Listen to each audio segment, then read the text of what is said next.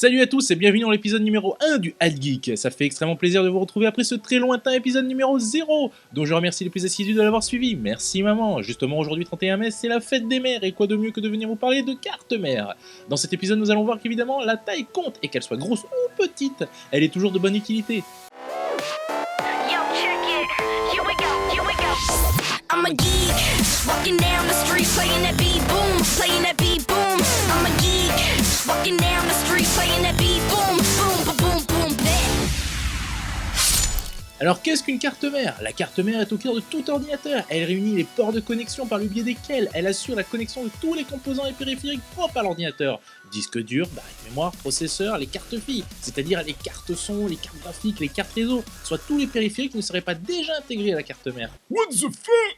En 1984, le format AT de 305 par 305 mm et le Baby AT de 216 par 330 mm étaient l'un des premiers standards de format tous deux initiés par IBM. Jusqu'en 1995, le format ATX de 305 par 244 mm initié par Intel prit le relais pour corriger la plupart des défauts de l'AT. Ouais, je sais, 9 ans pour déplacer un bouton d'allumage, améliorer la ventilation et empêcher de mettre les composants à l'envers. À l'ATX viennent s'ajouter plusieurs dérivés de format, le Micro ATX de 244 par 244 mm, le Flex ATX de 229 par 191 mm, puis le Mini ATX de 284 par 208 mm. En 2001, l'arrivée d'un format plus petit, l'ITX de 215 par 195 mm, initié par VIA, qui ne remplacera pas l'ATX mais viendra s'ajouter au choix des formats existants. De l'ITX, des formats plus populaires viendront à son aide, comme mon chouchou, le Mini ITX de 170 par 170 mm, qui ne sera véritablement popularisé qu'entre 2007 et 2009 avec l'arrivée d'AMD et d'Intel sur ce marché. Les formats Nano ITX de 120 par 120 mm et le minuscule Pico ITX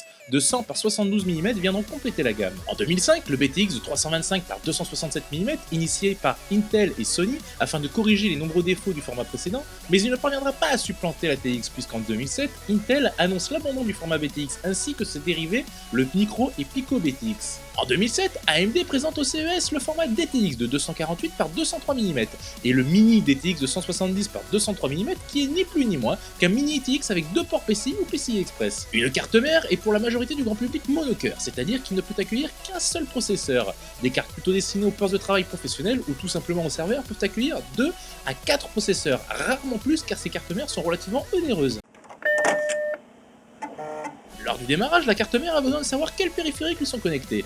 Pour effectuer cette tâche, elle dispose d'un firmware appelé BIOS. Ce dernier, qui est contenu dans une puce mémoire, se lance automatiquement lorsque la carte mère est mise sous tension. Le BIOS configure chaque périphérique connecté à la carte mère, puis il lance le système d'exploitation contenu dans un périphérique de stockage. En conclusion, c'est tout simplement la maman de votre ordinateur. Elle s'occupe de tout, elle gère sans exception tout ce qui peut se relier à elle. Elle est tout simplement indispensable à la vie informatique. Malheureusement, elle n'est pas éternelle, et sans en prendre le plus grand soin, seuls les regrets vous resteront. Chouchoutez-la, respectez-la, aimez-la, et elle vous le rendra. Bonne fête à toutes les mamans et je vous retrouve pour un prochain numéro du Hat Geek. En attendant, abonne-toi à ma chaîne YouTube et retrouve-moi sur Facebook et Twitter.